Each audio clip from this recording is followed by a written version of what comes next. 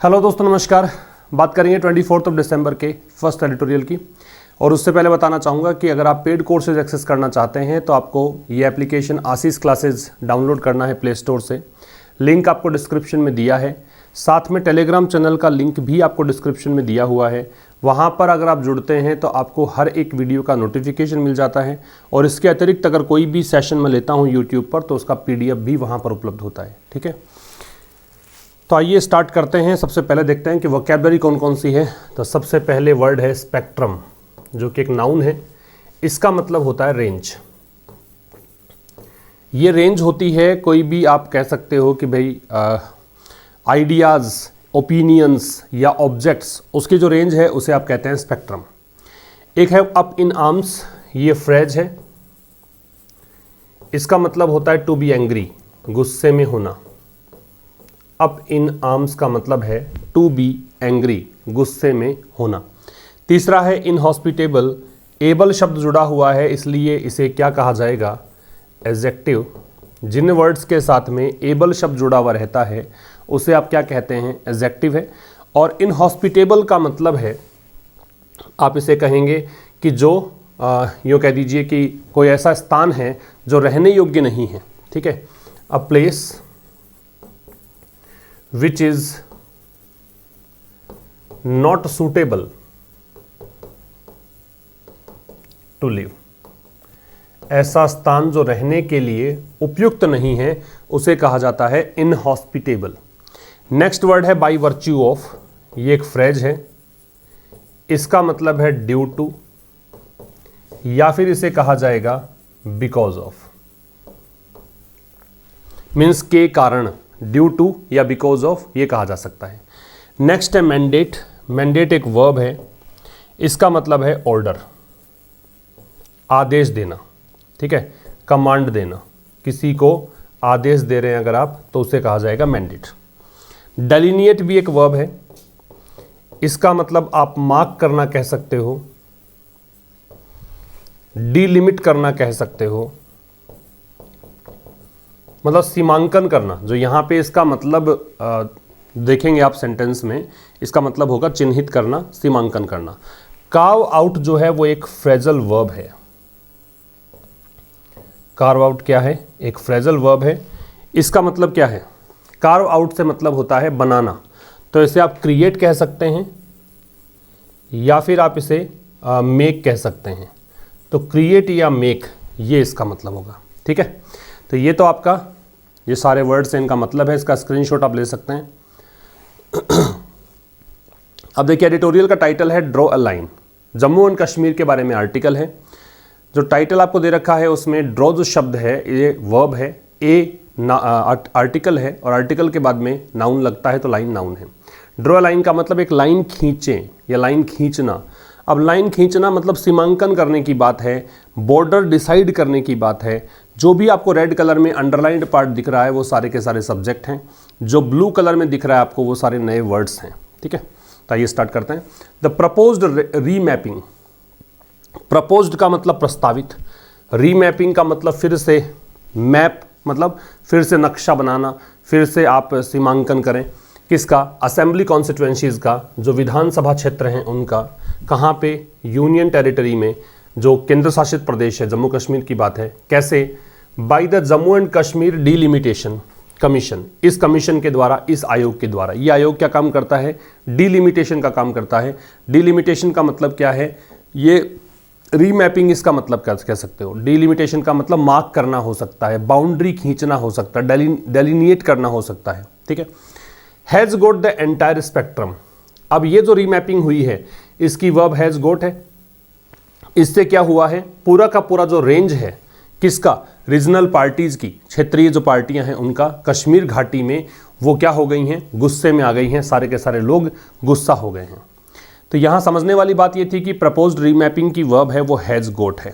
Spectrum का मतलब range है। रेंज किसकी? ऑब्जेक्ट्स की, आइडियाज की, ओपिनियंस की। ये जो अप इन आर्म्स है ये फ्रेज है, इसका मतलब है टू बी एंग्री। अब एंटायर जो शब्द है वो एडजेक्टिव है, इसका मतलब कंप्लीट है। एंटायर का मतलब क्या है? कंप्लीट। प्रपोज्ड रीमैपिंग में रीमैपिंग नाउन है और ये एडजेक्टिव है। और द क्या है? ये डिटर्मिनर है।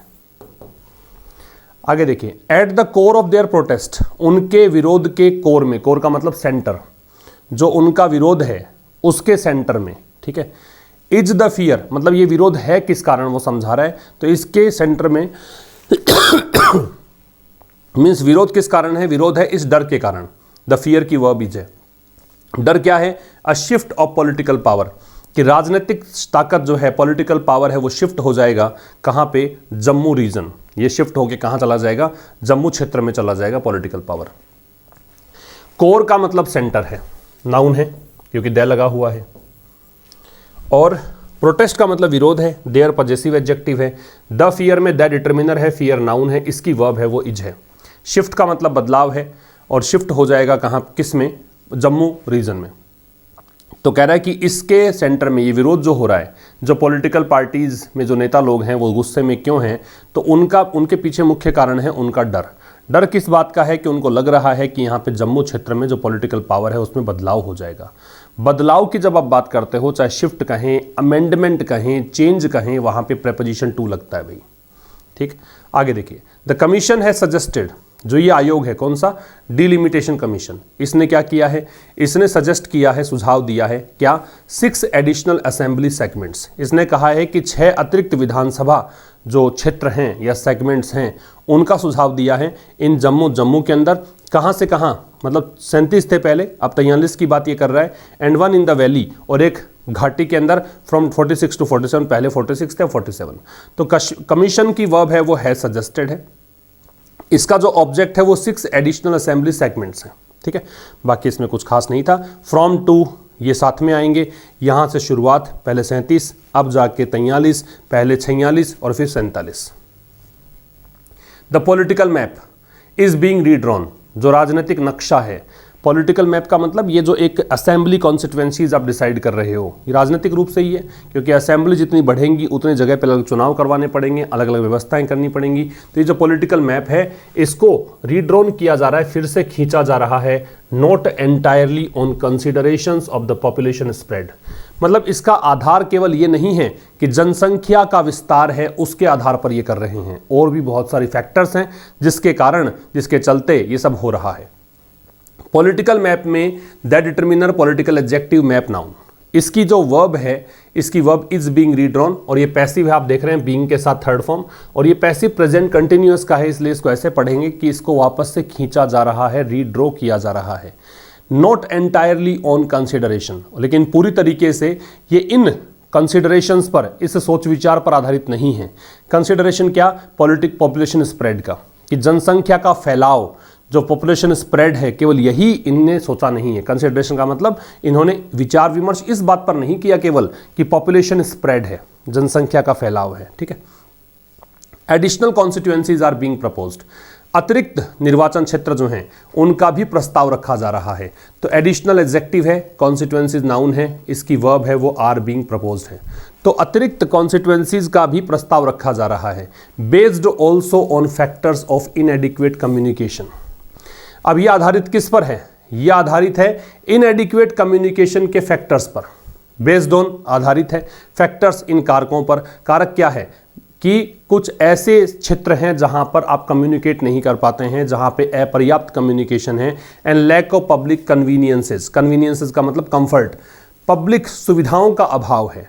ड्यू टू देयर, कारण क्या है इनका, कारण है देयर एक्सेसिव रिमोटनेस, क्योंकि ऐसे क्षेत्र हैं जो बहुत ज़्यादा दूर है। रिमोट का मतलब दूर होना होता है, एक्सेसिव मतलब काफ़ी ज़्यादा। या फिर क्या है, इनहॉस्पिटेबल कंडीशंस, कुछ ऐसी स्थितियां हैं, ऐसी कंडीशंस हैं कि वहाँ पे आप रह नहीं सकते हो। कंडीशंस, स्थितियां, इनहॉस्पिटेबल का बताया कि ऐसे स्थान के लिए आएगा जहाँ पे रहा न जा सके, ठीक है, हैबिटेशन के योग्य नहीं है, ऑन द इंटरनेशनल बॉर्डर, अंतर्राष्ट्रीय सीमा पर। लेट मी रिपीट, कह रहा है कि भाई additional constituencies are being proposed, अतिरिक्त जो निर्वाचन क्षेत्र हैं उनका प्रस्ताव रखा जा रहा है, based also on factors of इनएडिक्वेट communication. अब ये अतिरिक्त कॉन्स्टिट्यूएंसीज क्यों बनाई जा रही है, इसका आधार केवल पॉपुलेशन स्प्रेड नहीं है, ये ऊपर हमने चर्चा की। इसका आधार ये भी है कि भाई इनएडिक्वेट कम्युनिकेशन, कि कम्युनिकेशन सही तरीके से नहीं हो पाता है, इस कारण से अतिरिक्त कॉन्स्टिट्यूएंसीज बनाई जा रही है। कारण और क्या चीज़ है, और है यहाँ पे पब्लिक कन्वीनियंसेस की कमी है, लोगों के लिए कंफर्ट की कमी है। कंफर्ट की कमी क्यों है? क्योंकि ये बहुत ज़्यादा दूर के क्षेत्र हैं और यहाँ पे स्थितियाँ ऐसी हैं जहाँ पे रहा नहीं जा सकता है। कारण क्या है? कारण है इंटरनेशनल बॉर्डर, अंतर्राष्ट्रीय सीमा वहाँ पे लगती है और वहाँ पे अशांति रहती है, इस कारण से वहाँ पे रहने योग्य स्थितियाँ नहीं है। तो एडिशनल कॉन्स्टिट्यूएंसीज की वर्ब आर बीइंग प्रपोज्ड, ये पैसिव वॉइस हो गया। फिर प्रेजेंट कंटिन्यूअस का पैसिव है। इनहॉस्पिटेबल हमने देखा ही, और एडजेक्टिव है क्योंकि एबल जुड़ा हुआ है और ये कंडीशंस यहाँ पे नाउन है। Such considerations may have been applied, ऐसी जो सोच विचार है, ऐसे जो कंसिडरेशंस हैं, मे हैव बीन अप्लाइड, वो हो सकता है कि अप्लाई किए गए हों। मे संभावना बताने के लिए लगाते हैं। जब आप मॉडल में हैव प्लस वर्ब की थर्ड फॉर्म लगाते हैं तो ऐसा हुआ हो, ऐसा हम अंदाज़ा लगाएंगे। फिर तो ऐसे कंसिडरेशन हो सकता है कि अप्लाई किए गए हों। पिछले उदाहरणों में भी, मतलब पहले भी अगर ऐसे कॉन्स्टिट्यूएंसीज बनाई गई हों तो उसका आधार भी शायद यही रहा हो। But what makes the present situation unique, लेकिन वो क्या चीज़ है? तो व्हाट की वर्ब मेक्स है, जो प्रेजेंट सिचुएशन को और भी यूनिक बनाती है, वो क्या है? तो देखो व्हाट की वर्ब मेक्स है और व्हाट से लेकर यहां तक का जो क्लोज है उसके लिए इज है। वो है the shift of political power, कि पॉलिटिकल पावर अब शिफ्ट हो गया है, पॉलिटिकल पावर में बदलाव आया है। पहले पॉलिटिकल पावर किसका हुआ करता था? मुस्लिम रीजन का। अब क्या है? हिंदू रीजन की ओर ये जा रहा है। एंड द फैक्ट दैट, और जो फैक्ट है क्या, it comes after the region reorganization of the erstwhile J&K state into 2 UTs and the controversial elimination of its special constitutional status in 2019। और इसकी एक चीज़ ये भी है, फैक्ट ये कि ये बाद में हुआ है। किसके बाद में? रीऑर्गेनाइजेशन के बाद में। रीऑर्गेनाइजेशन क्या हुआ? पुनर्गठन के बाद में। पुनर्गठन किसका? जो भूतपूर्व स्टेट रहा है। erstwhile का मतलब नोट कर लीजिए, फॉर्मर होता है। जो भूतपूर्व जम्मू कश्मीर राज्य रहा है और इसको पुनर्गठित किसमें किया? 2 यूनियन टेरिटरीज में बांट दिया। और क्या? विवादास्पद जो एलिमिनेशन रहा, विवादास्पद जो एलिमिनेशन रहा किसका? इट्स स्पेशल कॉन्स्टिट्यूशनल स्टेटस, इसके विशेष संवैधानिक दर्जे में इन 2019 में। इसके बाद ये सब हुआ है। इसके बाद ये सत्ता जो है वो मुस्लिम रीजन से हिंदू रीजन की ओर गई है। फिर देखिए, सच के बाद में नाउन है वो प्लूरल है। क्यों है? क्योंकि ये बात ध्यान रखें कि सच के बाद में जब भी काउंटेबल नाउन लगाते हैं तो 2 ऑप्शंस आपके पास होते हैं। या तो आप ऐसी नाउन लगाइए, मतलब काउंटेबल नाउन लगाइए, सिंगुलर लगा रहे हैं तो ए लगा दीजिए, एन लगा दीजिए आवश्यकता के अनुसार, या फिर प्लूरल नाउन लगा दीजिए। तो यहाँ पे ए एन नहीं लगाया तो प्लूरल कर दिया इसने। इसकी वर्ब है वो मे हैव बीन अप्लाइड है। तो ऐसे कंसिडरेशंस जो हैं हो सकता है कि अप्लाई किए गए हों। किसमें? पिछले उदाहरणों में भी। अर्लियर जो है वो लेटर का ऑपोजिट है। जब टाइम में पहले की बात करते हैं तो अर्लियर आता है और टाइम में बाद की बात करते हैं तो लेटर आता है। ठीक है, तो ये पिछले उदाहरणों में भी इसका हो सकता है कि इस्तेमाल हुआ हो, ऐसा ही कुछ सोचा गया हो। लेकिन क्या वो चीज़ है जो प्रेजेंट सिचुएशन को यूनिक बनाती है? ठीक है, तो सबसे अलग, यूनिक का मतलब सबसे अलग बनाती है, विशेष बनाती है। तो व्हाट की वर्ब मेक्स और व्हाट से लेकर यूनिक तक का जो पूरा क्लोज है इसके लिए इज है। वो ये है the shift of political power, की बदलाव हुआ है। पॉलिटिकल पावर जो है पहले मुस्लिम रीजन में हुआ करता था, अब ये हिंदू रीजन में जा रहा है। और ये फैक्ट कि ये चीज़ किसके बाद हुई है? ये रीऑर्गेनाइजेशन के बाद में हुई है। रीऑर्गेनाइजेशन किसका हुआ है? भूतपूर्व जो J&K स्टेट है उसका। किस में हुआ है? 2 यूनियन टेरिटरीज में। और क्या? विवादास्पद रूप से एलिमिनेशन हुआ है, विवादास्पद रूप से हटाया गया है स्पेशल स्टेटस को, जो कॉन्स्टिट्यूशनल स्टेटस है उसको 2019 में। इसके बाद ये सब कुछ हुआ है। द कमीशन वॉज कॉन्स्टिट्यूटेड, ये जो आयोग है इसको बनाया गया। कॉन्स्टिट्यूटेड इसकी वर्ब है, ये पैसिव वॉइस है। मार्च 6, 2020 को। जब आप कोई निश्चित डेट की बात करते हो तो ऑन का प्रयोग करते हैं। किसके द्वारा बनाया गया? By virtue of. By virtue of जो होता है इसका मतलब होता है ड्यू टू, इसका मतलब होता है बिकॉज ऑफ। ठीक है, अब यहां पे इसका मतलब हो रहा है ऑन द बेसिस ऑफ। ठीक है, यहां इसका जो मतलब निकल के आ रहा है वो ये आ रहा है, ऑन द बेसिस ऑफ, इस आधार पर बनाया गया। तो कह रहे हैं कमीशन को बनाया गया 6 मार्च 2020 को गठित किया गया था कमीशन। और किस आधार पर? पार्लियामेंट एक्ट के आधार पर, संसदीय कानून के आधार पर। किन शर्तों पर? Under the provisions of part 5 of the Jammu and Kashmir reorganization act 2019। Jammu Kashmir का पुनर्गठन एक एक्ट 2019 का जो था उसकी कुछ शर्तें थी पार्ट 5 में, उसके आधार पर। ठीक है, तो कमीशन की वर्ब वॉज कॉन्स्टिट्यूटेड है, ये ऑन क्यों लग रहा है, क्योंकि डेट दी हुई है, डेट अगर दे रखी हो और उसी डेट की हम बात करते हो तो ऑन लगता है, डेज दे रखे हों उसी डेज की डे बात कर रहे हो तो भी ऑन लगता है। बाई वर्च्यू ऑफ ये फ्रेज है, इसका मतलब ड्यू टू या बिकॉज ऑफ है या ऑन द बेसिस ऑफ है। आगे देखिए, इट वॉज मैंडेटेड, मैंडेट का मतलब ऑर्डर देना है, इस चीज़ का आदेश दिया गया, ठीक है, क्या, रीड्रॉ कि फिर से खींचिए, और डेलिनिएट करो, डेलिनिएट का मतलब क्या है, मार्क द बाउंड्री, चिन्हित करना, मार्क द बाउंड्री, सीमांकन करना, जो डिलिमिट था वही इसका सिनोनिम होगा, ठीक है। तो इट वॉज मैंडेटेड, इट की वर्ब वॉज मैंडेटेड है, पैसिव वही से फिर से, और पास्ट सिंपल का पैसिव है, सेकंड फॉर्म का passive was verb plus third form से बनता है। तो इस बात का आदेश दिया गया कि वापस से ड्रॉ करो और सीमांकन करो 7 अतिरिक्त जो असेंबली सेगमेंट्स हैं उनका, और करके क्या करना है, ये किस में करना है, ये सब चीज़ें चेंज। जो 83 सदस्य की लेजिस्लेटिव असेंबली है यूटी की, जो यूनियन टेरिटरी है, जम्मू कश्मीर की बात कर रहा है, उसमें 83 सदस्य हैं लेजिस्लेटिव असेंबली में, विधानमंडल में, उसके अंदर चेंज करना है ये, ठीक है, विधानसभा में। तो 83 मेंबर्स इसलिए नहीं लग रहा क्योंकि आगे भी नाउन दे रखा है आपको, जब आगे नाउन दे रखा होता है, ये असेंबली नाउन है, तो ये पहले वाला जो नाउन है ये नाउन मॉडिफायर बन जाता है, और नाउन मॉडिफायर जो होता है वो बराबर होता है एडजेक्टिव के, और एडजेक्टिव का प्लूरल हम नहीं बनाते हैं, इस कारण से यहाँ पे मेंबर्स नहीं हो सकता। मान लीजिए आगे वाला पार्ट नहीं होता तो फिर ये 83 मेंबर्स हो सकता था।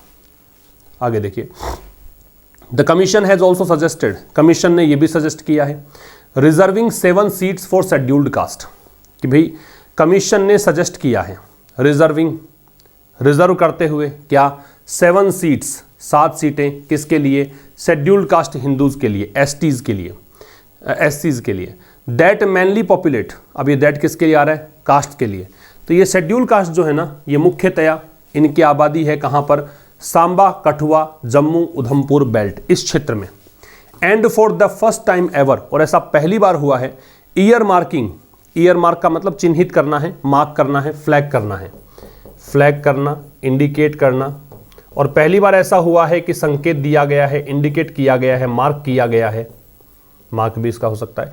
9 सीट्स फॉर शेड्यूल्ड ट्राइब्स की 9 सीटें रखी गई है एसटीज के लिए, और एसटीज के लिए यहाँ पे दे रखा है, ये जो बात हुई है, which is likely to benefit, ये जो काम हुआ है ना, ये संभवतया लाभ पहुँचाएगा इस बेल्ट में, राजौरी पुंछ बेल्ट में, with the highest concentration of STs, और इस क्षेत्र में सर्वाधिक, कॉन्सेंट्रेशन का मतलब क्या है कि यहाँ बहुत घनी आबादी है इन एसटीज की, mainly non Kashmiri speaking Muslims, मुख्यतः यहाँ पे वो मुसलमान हैं जो कश्मीरी नहीं बोलते हैं, नॉन कश्मीरी स्पीकिंग मुस्लिम्स हैं, ठीक है। कमीशन की वर्ब है वो हैज सजेस्टेड है, ऑल्सो का प्रयोग है हम मैन वर्ब से पहले करते हैं, ठीक है ना।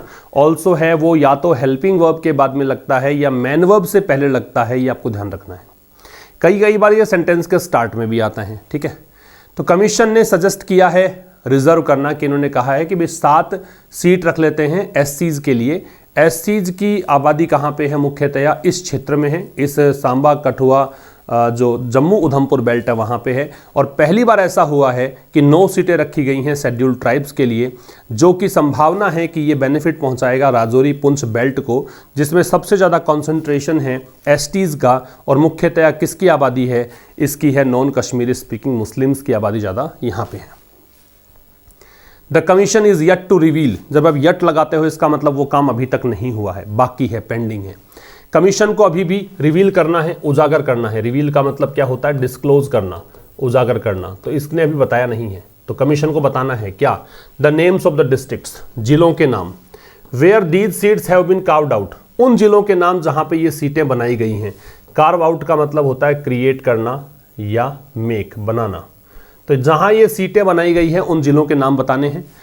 And the ST SC reservations year marked, और एसटी एससी जो रिजर्वेशन है ईयर मार्क मतलब चिन्हित किए गए हैं, जो मार्क किए गए हैं। एंड मेथोडोलॉजी, और क्या तरीका होगा ऐसा करने का, वो सब बताना बाकी है। कमीशन की वर्ब इज है, या टू लगाते हो तो वो काम पेंडिंग है, अभी तक नहीं किया है। तो कमीशन को अभी भी नाम बताने हैं डिस्ट्रिक्ट्स के। डिस्ट्रिक्ट्स कौन से, तो वेयर लगाया, ये वेयर है वो एडवर्ब ऑफ प्लेस होगा, जगह बता रहा है। ये वो जिले जहां पर इन सीटों को बनाया गया है, ठीक है, क्रिएट किया गया है। तो have been carved out passive हो गया, दीज सीट्स का ये वर्ब है, और दीज सीट्स में दीज है वो डेमोन्स्ट्रेटिव एडजेक्टिव है क्योंकि आगे नाउन दे रखा है आपको। अगर आगे नाउन नहीं होता है तो इसे आप कहते हैं डेमोन्स्ट्रेटिव प्रोनाउन। और जो ST SC रिजर्वेशंस हैं जो बनाए गए हैं, चिन्हित किए गए हैं, उसके बारे में बताना है, और मेथोडोलॉजी क्या होगी ऐसा करने की, क्या तरीका यूज करेंगे ये बताना है। A population is the sole criterion, अगर जनसंख्या ही एकमात्र क्राइटेरियन है भाई, अगर आपने जनसंख्या को ही आधार माना है तो पॉपुलेशन की वर्ब इज है। Then the seat share of the valley, तो इस कश्मीर घाटी का जो सीट शेयर होगा with a population of 68.8 lakh 2011 census, census का मतलब जनगणना, 2011 की जनगणना के अनुसार कश्मीर वैली की जनसंख्या 68.8 लाख है।